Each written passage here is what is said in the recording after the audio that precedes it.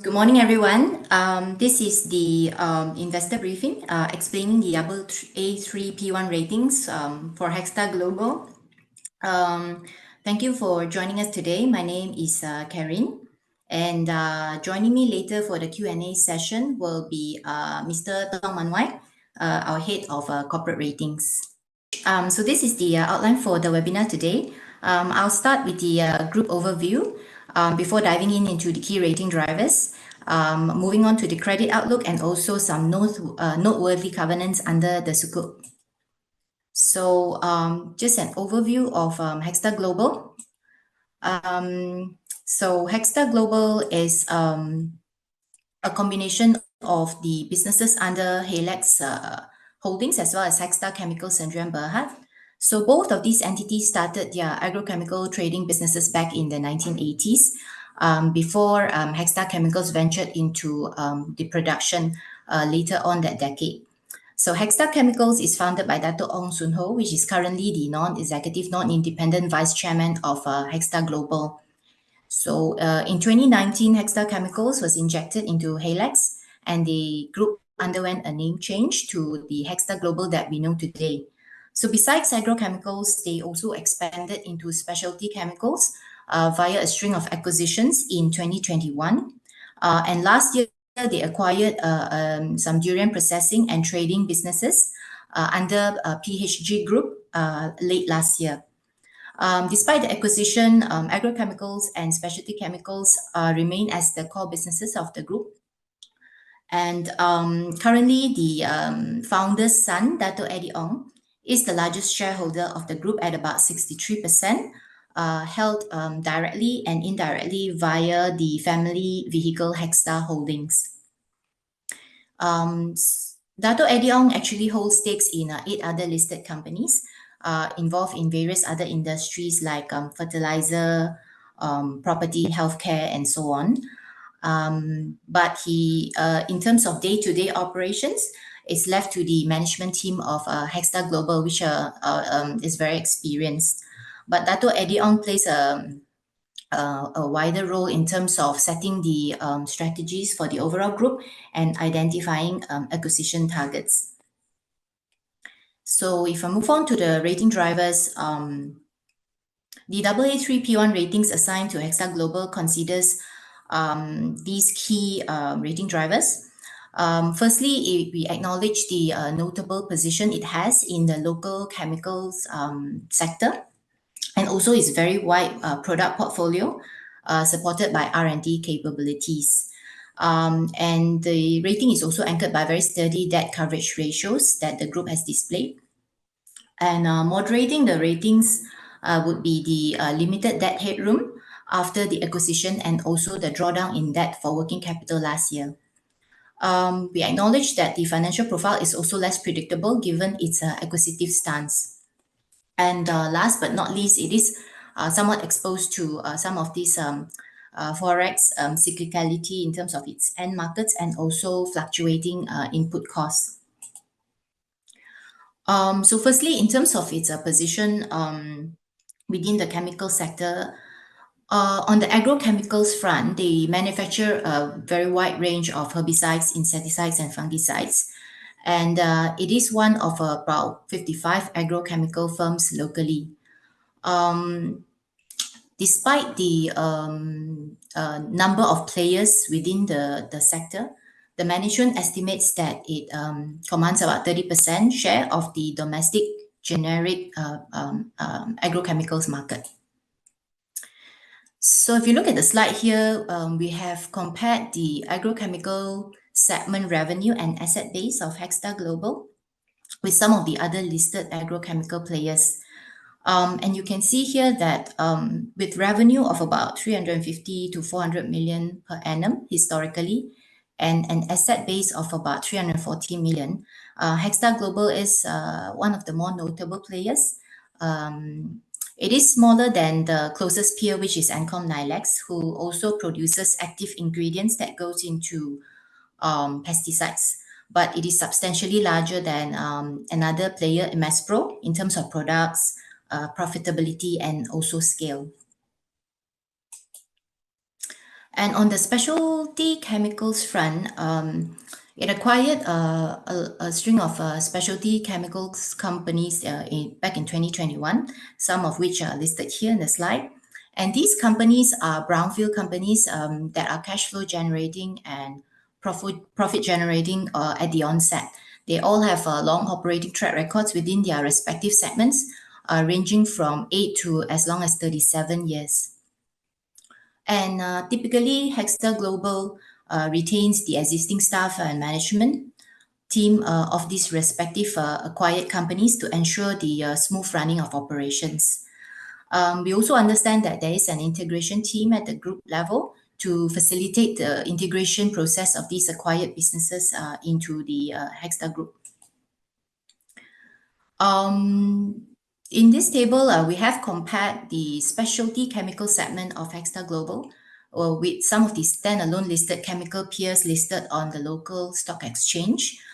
You can go through the details at your own time if you like, but I think what we wanted to point out here is that um, specialty chemical players, by virtue of the products that they are involved in, they specializes in different chemical products to cater to different industries and end markets. And at an operating profit of about 62 million last year, Hextar Global is one of the more notable standalone specialty chemical players domestically. In terms of product portfolio, it's also quite a wide-ranging product portfolio that Hextar Global has. On the agrochemicals business, it has about 374 registered products currently, which makes up about 10 to 11% of the total registered products domestically with the government. It also does some export sales, and as such, they are also registered with countries abroad. And this brings the total to over 700 products currently. And on the specialty chemicals segment, it also has a wide range of products catering to different end markets. The key ones being hotels, restaurants, hospitals, gloves, and oil and gas. And it also is also supported by its own lab, which allows Hexter Global to develop new formulations to cater to individual customers' requirements.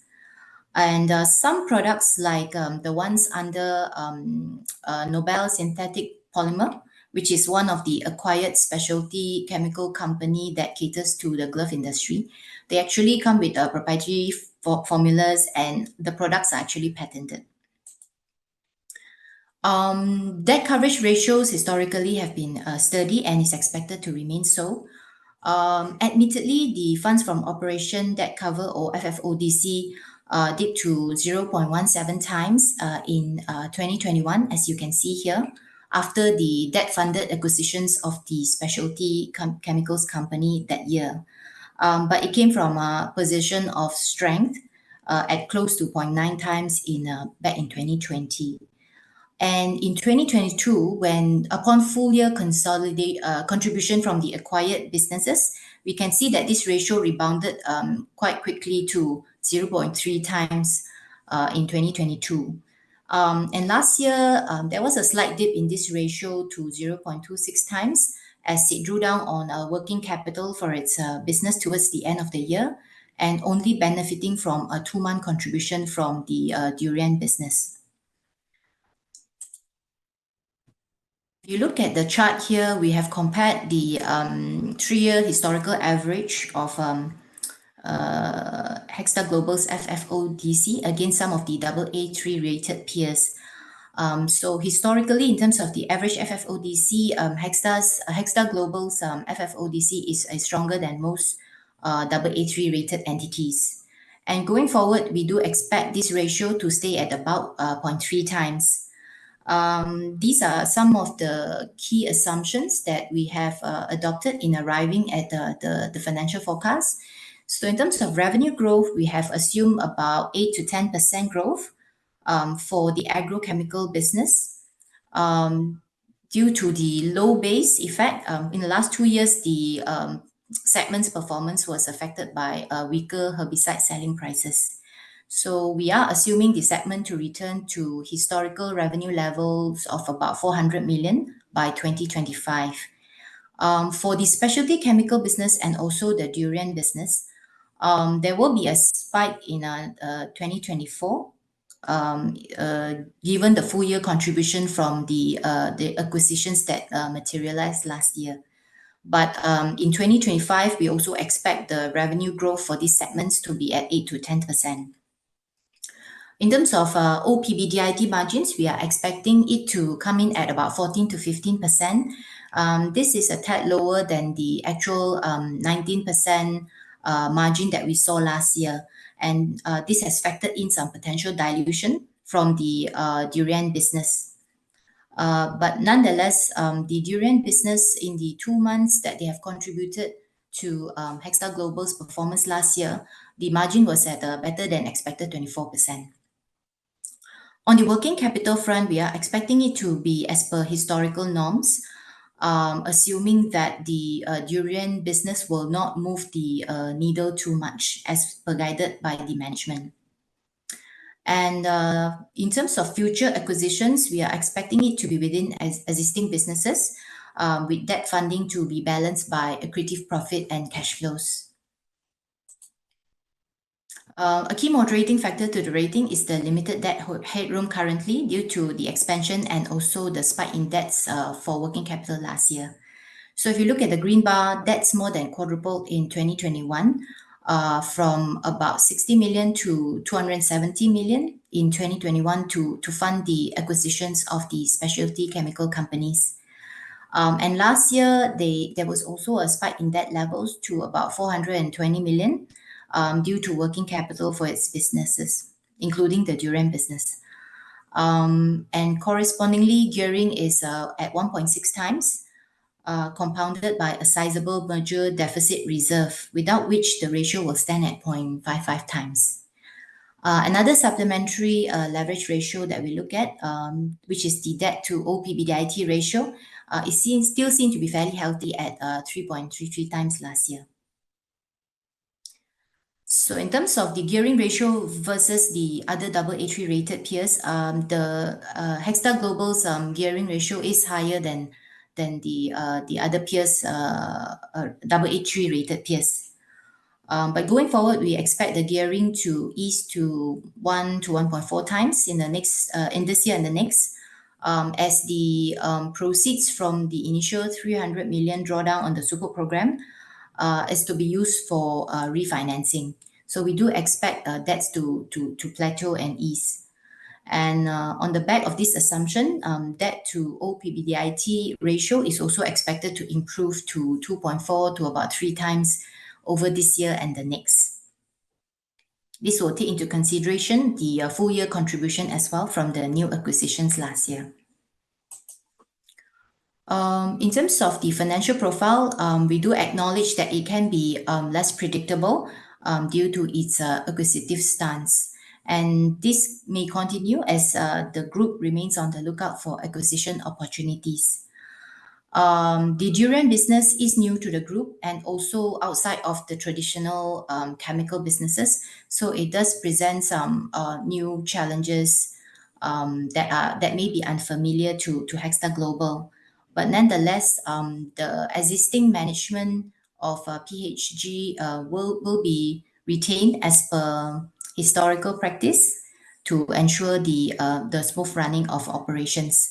And the PHG group actually has a very strong, a very long history within the durian processing sector. And some of these factors listed here is also mitigated by Hextar Global's past acquisition track record and also some of the Sukuk covenants, which I'll cover later. In terms of the outlook, the stable outlook for the AA3 P1 ratings is anchored on the demand growth for chemicals and also the retention of its strong business position. If you look at the chart on the right-hand side, these are the sales value of pesticides and other agrochemical products, as well as specialty cleaning chemicals extracted from the Department of Statistics. And you can see that in the past 5 years, there is a general uptrend in the sales of these chemicals. And on a broader scale, the sales of chemical products for the past 5 years actually grew at a compounded annual growth rate of about 15%. So going forward, we expect fairly stable agrochemical demand driven by the growth in the agricultural sector. And for the specialty chemicals, we are also expecting demand to be healthy on the back of a relatively stable local economy and also a steady outlook for most of the end markets that Hextar Global caters to. Key of which will be the hotels, the restaurants, hotels, and oil and gas, which will offset the murkier outlook for the glove sector. Some of the other expectations anchoring the stable outlook is the expectation that Hextar Global will retain its key market position within the domestic chemical sector and to also keep funding requirements within the guided amount. And material acquisitions, if any, we are expecting it to be balanced by profit and cash flow accretion based on past M&A strategy and also track record of successful integration. So I'll now move on to some of the noteworthy covenants under the Sukuk. The Sukuk terms actually prohibits diversification into new businesses should it result in a negative rating action. And future issuances of the Sukuk beyond the initial 300 million ringgit will also be subject to rating confirmation. There are also two financial covenants for the Sukuk, which is for Hextar Global to maintain a finance to total asset ratio of not more than 0.6 times and a debt to EBITDA ratio of not more than 4 times throughout the tenure of the Sukuk. As of end of last year, the finance to total asset ratio is estimated at just below 0.5 times, and the debt to EBITDA is at about 3.3 times. So this is the summary of the key considerations for Hextar Global's AA3 stable P1 ratings. In summary, it considers its notable position within the domestic chemical sector and also its very wide product portfolio supported by R&D capabilities to differentiate its products. And debt coverage ratios have been sturdy historically and is expected to remain so under our sensitized case. On the other hand, the rating is moderated by the limited debt headroom due to the expansion and the working capital lines drawdown. Financial profile is less predictable due to the acquisitive stance, and also to some extent it is exposed to cyclical end markets, forex, and also fluctuating input prices. I've now come to the Q&A session. The moderator of the session is Mr. Tong Manwai, our head of corporate ratings. So Manwai, over to you. Thanks, Corinne, for the introduction. Yeah.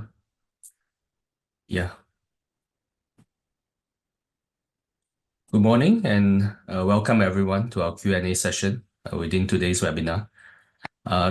We have some questions that have been posted. We welcome more of you to send in the questions since there are about 100 of you. But let's kick off with what's already in the chat box.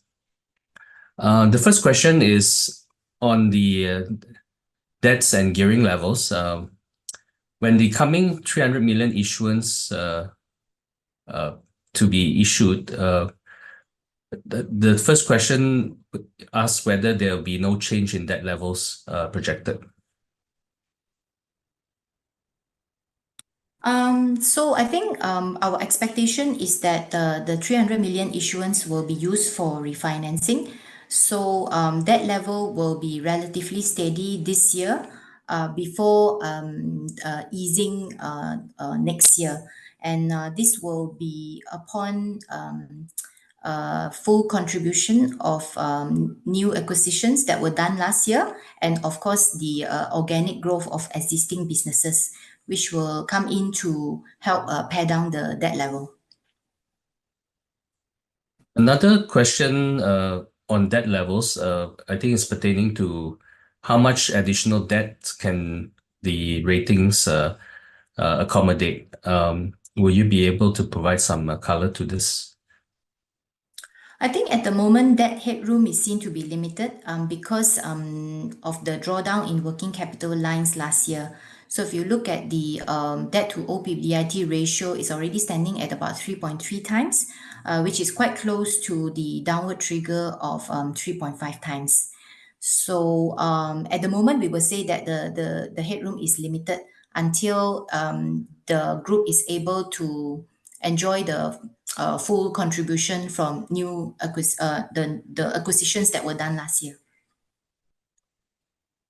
The the covenants do prohibit future issuance subject to no rating impact. I think there's a question to that asks what if they raise debts via other means? So there's also a finance to total asset ratio under the Sukuk terms. So that ratio is something that Hextar Global will have to adhere to, and that covers other borrowings as well beyond the Sukuk. Next, I think we will go through some of the questions in relation to covenants again. The one attendee commented that the bond terms governing the acquisitions seem to be relatively weak, notwithstanding our requirements for rating confirmation on no negative impact. So the question is, how would bondholders derive further comfort that the controlling shareholder will not use the issuer as a vehicle to shuffle assets or extract cash? So I think yeah, there is a Sukuk term that requires the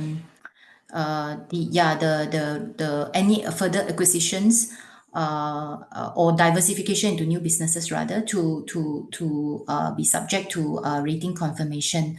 I think on the whether Hextar Global will be used as a vehicle to shuffle assets. I think historically, the RPTs that we have seen within Hextar Global, we have not seen any that appears detrimental to Hextar Global.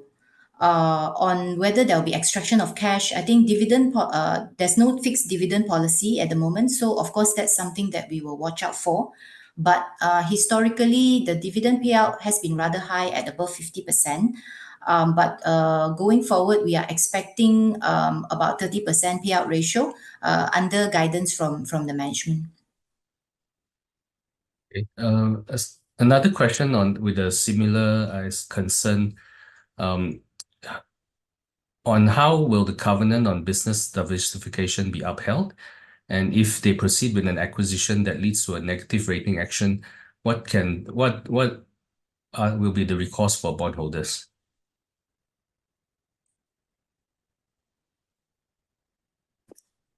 Well, I suppose the covenant prohibits the diversification into new businesses. That's one, which may result in any negative rating action.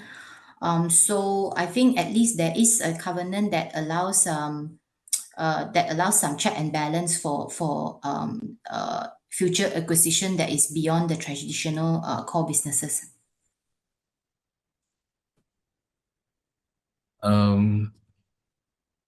Further questions on covenants. Given that the covenants is the finance to asset ratio, what is the impact on DE, or debt to equity, as the covenant allows further gearing before any rating action? And how much assets can they potentially acquire given the constraints? So currently the covenant that was set is it's not DE but yeah, finance to total asset. So in terms of headroom, the finance to total asset ratio is set at 0.6 times currently. As of end of last year, it's estimated at about just below 0.5 times lah. So there is a small headroom But like we mentioned earlier, at the moment we see that the headroom is limited now after the drawdown on the working capital. But in terms of our expectation, the base expectation is that after the drawdown in the working capital lines late last year, there shouldn't be any further debt requirements. And hence the Sukuk drawdown will be mainly for refinancing. Was There's there a a second question. part to the question, Manuel? Sorry. I don't think so. I think the question was just on how much assets can they require, can they acquire within the headroom. But there's also another related question on what are is there any potential acquisitions that have been factored into our financial forecasts? Oh, okay. So at the moment, we have not factored in any new acquisitions in the financial forecast. I think if you look at Hextar Global historically, the acquisitions then done are mostly brownfield M&As. They have been acquiring companies that are profit and cash flow generating at the onset. So to assume cash outflow and debt increment arising from any acquisition without the corresponding profit and cash flow is also not reflective of the financial position in our view. So the short answer is no, we have not factored in any new acquisition in the financial forecast. So this will have to be evaluated as and when they materialize. I think there are other questions that ask similar, I think in different angles. Whether our ratings incorporated the gearing expectation, and will RAM be consulted before Hextar acquires a new company? Yeah. I think in the Sukuk terms, yeah, if they diversify or venture into new businesses or change the nature of their business, which may result in a negative rating action, it is a negative covenant. In terms of rating confirmation, is more for subsequent issuance. So the conditions precedents for subsequent issuances requires a confirmation that it will not result in a negative rating action. Thanks for clarifying. I think this also answered another question based on the finance to asset ratio covenant. There's concern that the headroom will continue to grow if Hextar Global acquires more assets. Wouldn't you agree that the requirement to seek confirmation will actually provide comfort to bondholders? Yeah, I think having this covenant will should provide some comfort to bondholders lah, that there is some check and balances. But no doubt, yes, if they continue to grow their asset base, then technically there will be more headroom to increase the debt level. On this note, considering that the new acquisitions will likely require consultation from RAM, will the potential growth in the near term be highly reliant on existing businesses solely? Yeah, so I think currently our expectation is that yeah, the growth will be mainly coming from of course new acquisitions that were done last year. There were some acquisitions in the specialty chemical space last year, and also of course the durian business. And the existing businesses we are just assuming it to be more like a organic growth of 8 to 10%, as I shared earlier. So these will be coming from, yeah, the demand growth and also a bit of slow recovery in the agrochemical segment, which was burdened by weaker selling prices in the last 2 years. Moving on to other aspects of the credit, can you share with us with the assessment on RPTs and potential dividend outflows to support other obligations within the larger Hextra group? So I think currently, based on the RPTs that we have seen within Hextar Global, We do not see them as detrimental at this point. I think some of the ones that they have done was a sale and lease back of the factory to keep read, and also an acquisition of an agrochemicals company in Indonesia. So yeah, these are not seen to be detrimental at this point.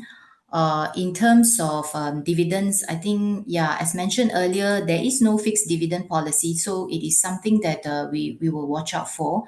But currently, the guidance from the management is about 30 million of annual dividends, and this will be about a 30% payout ratio in our forecast.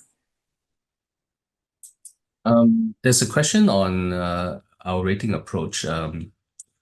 Because there's a question on the fact that Hextar is rated at par with other construction giants like Gamoda and iGEM, which has larger revenue and profit base, and perhaps a more established track record. So the question is size one of the considerations for RAM's AA3 rating? Yeah, I think definitely in terms of business scale, it is one of the aspects that we look at when we arrive at our that we consider as part of our rating assessment.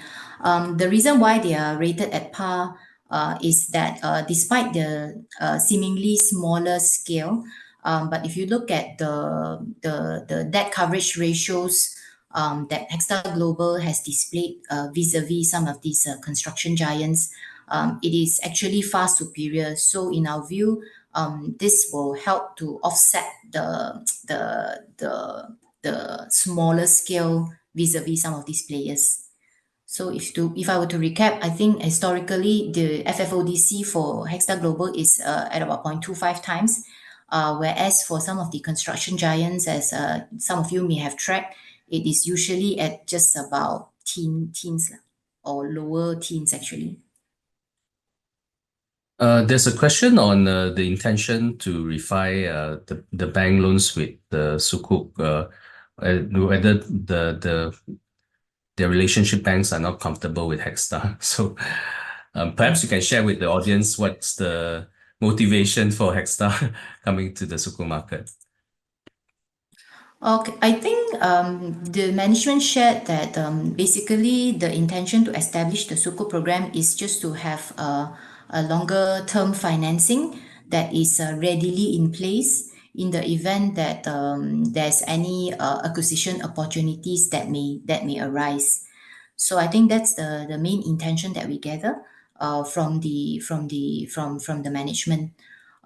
Historically, they appear to have no issues in terms of securing loans for their acquisition.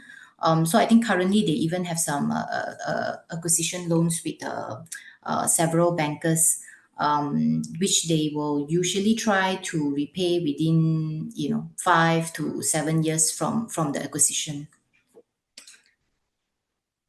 There are only three remaining questions. I think we'll just go through them one by one. There's a question on whether the end markets are mostly based in Malaysia. Yeah, I think they are still quite predominantly based in Malaysia. So I think the domestic sales is like 70% of their business. But of course, there's a remaining maybe 1/3 of business that comes from export sales. So I think for exports, they do export via distributors to quite a lot of countries actually, like Philippines, Indonesia, Taiwan, and all that. Perhaps can you explain the merger deficit reserve to audience that may not understand what it is? So okay, our understanding is that the merger deficit reserve is mainly because of the injection of Hextar Chemicals Limited into Halex, and and because of the subsequent winding up of Hextar Chemicals Limited, they have this difference between the carrying value of the investment and the nominal value of the shares lah. So at the end of last year, that the amount is actually at 500 million. One last question. In terms of I think it's on the low utilization rate at their plants of 40 to 50%. Perhaps you can explain why that is the case. So I think, okay, firstly, on the specialty chemical side, that's mainly because specialty chemical products are a bit more specialized, so they are manufactured in smaller quantities. As for the agrochemical side, it has traditionally been at this level, and but despite the seemingly low utilization rate, I think we've seen that margins are relatively healthy lah, at about 14-15%. Yeah. Okay, there is more questions coming in. I think more on the market comparisons against local chemical players.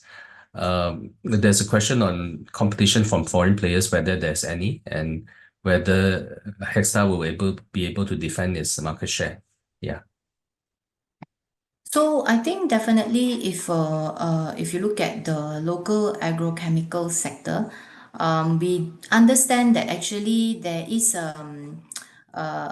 it's actually mainly dominated by patented products that are sold by the local arms of foreign multinational players like BASF and the likes of it. So I think Hextar Global has been operating in this environment historically lah. So when we talk about the management's estimate of the market share of 30%, this is really just the local generic agrochemicals market that they operate within lah. As for ESG concern, yeah, I think this is something that Hextar Global is mindful of.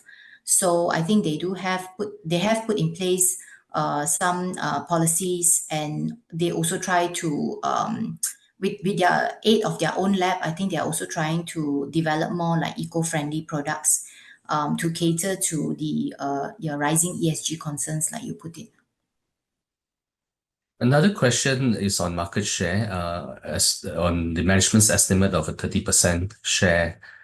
Is it considered a leading market share? And for specialty chemicals, because the product offerings are pretty unique, and there are only few peers, and the question actually asks whether there's a sense of how competitive they are compared to global competitors. So maybe just the first part of the segment of the question. So on agrochemicals, the estimate that's guided by the management does seem to place them at quite a leading position. I think what we have also tried to substantiate with, despite the lack of industry-wide information, is to compare them with some of the listed players lah. So when we look at the comparison, as I've shown earlier, it does look like they are one of the biggest and quite close to Encom Nilex. But of course, Encom Nilex actually produces the active ingredients as well. So they are bigger than Hextar Global. But if we look at another comparable peer, which is Imespro, then Hextar Global is actually much bigger than Imespro lah. On the specialty chemical segment, yes, because the product offerings are quite unique, peer comparison is actually, in that sense, not exactly like for like. But I think we get the sense that at least by comparing with some of the standalone listed companies that produces specialty chemicals, it does look like they have quite a notable position within the sector. Can you explain the reason behind the decline in agrochemical or herbicide prices in 2022 and 2023?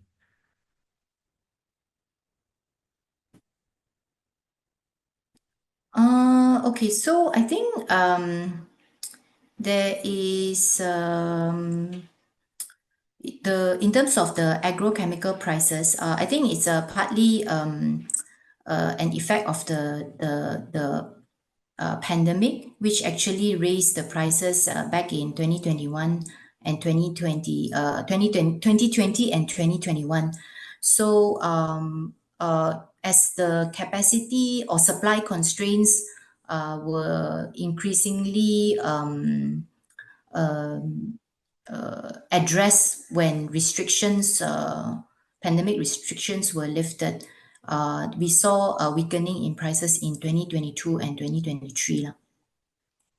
And there's also seemingly a lot of overcapacity as well in terms of production capacity. So that contributed to the weaker prices in the last 2 years.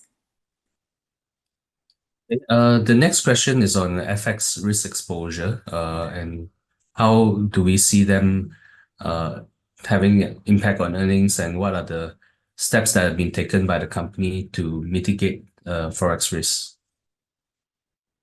Yeah, so I think in terms of forex risk, definitely there is some exposure. They import a lot of their raw materials like active ingredients and all that from abroad, and these are usually denominated in US dollars. Whereas in terms of revenue streams, with the exception of the export sales, those are mostly denominated. The domestic sales are denominated in the local currency lah.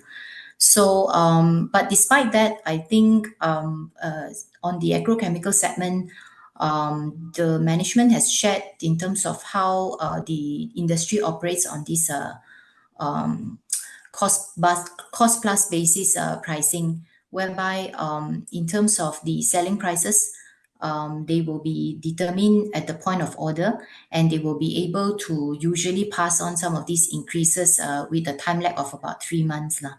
So I think historically we do see that the margins have been fairly stable at 14 to 16% prior to the last 2 years, which were affected by the weaker selling prices. But even with the weaker selling prices, I think the last 2 years in terms of margins was still at about 12%. And I think for our financial forecast, you would notice that our OPBDIT margin assumption is only at 14 to 15%. So it's also not giving full benefit that margins will return to, say, the 16% that we saw in 2020. There's another two questions on covenants. Is there a dividend covenant for this transaction, and will future bondholders be notified on RAM's opinion or consultation, say if Hextar were to tap the bond market in the future?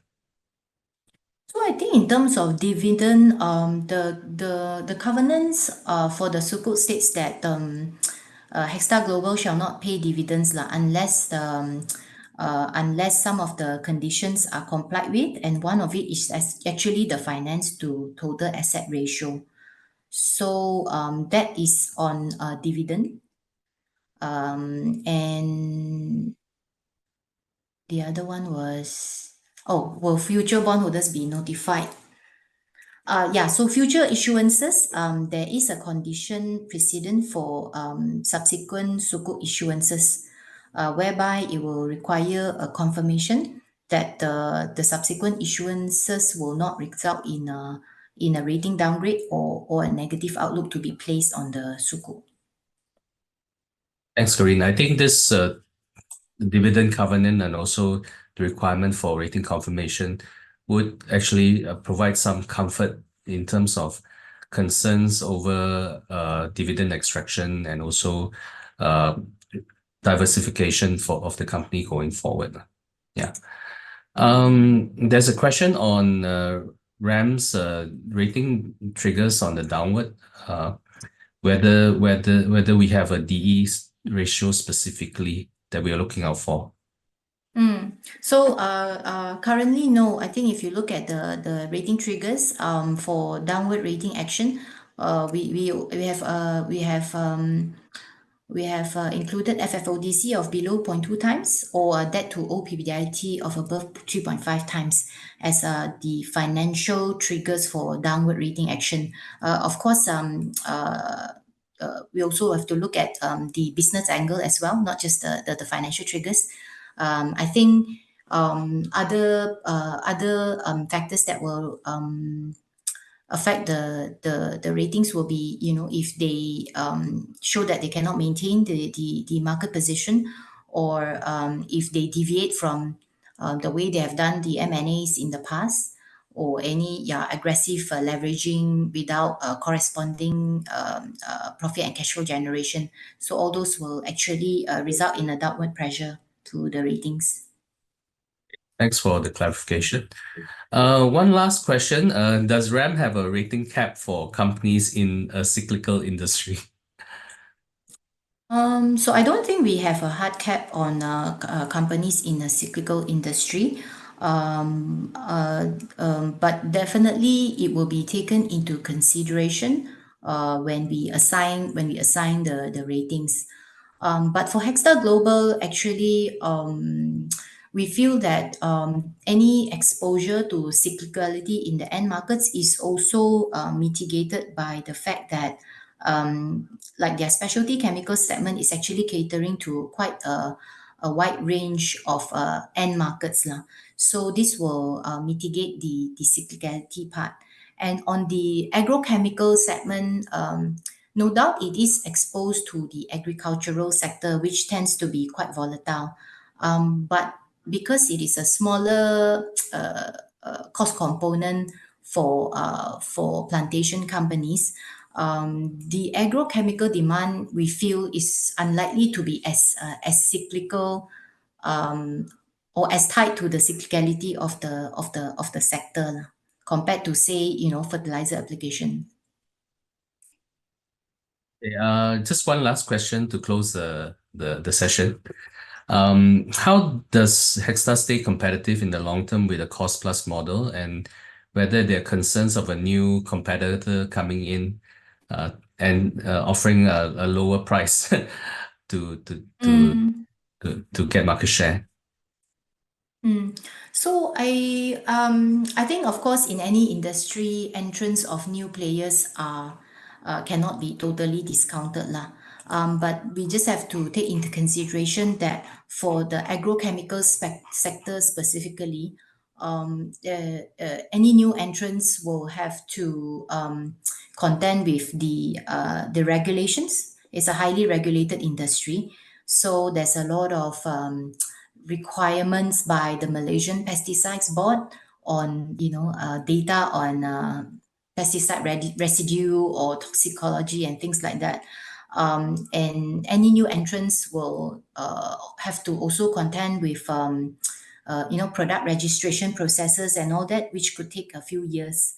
So some of these factors will act as a barrier to entry for new players lah, in our view.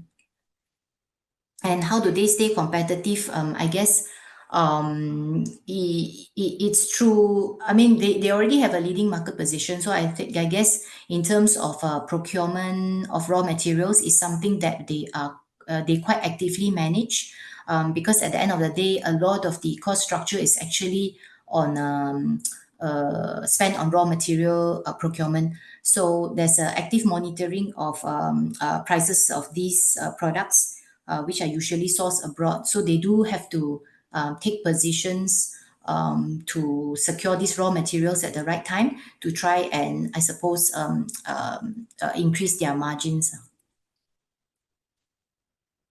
Okay, I guess that's all the questions we have for the day. With that, we would like to end the section. We thank everyone for your time and participation in today's webinar. We do look forward to your participation in our future webinars that we may have from time to time going forward. Yeah, thank you.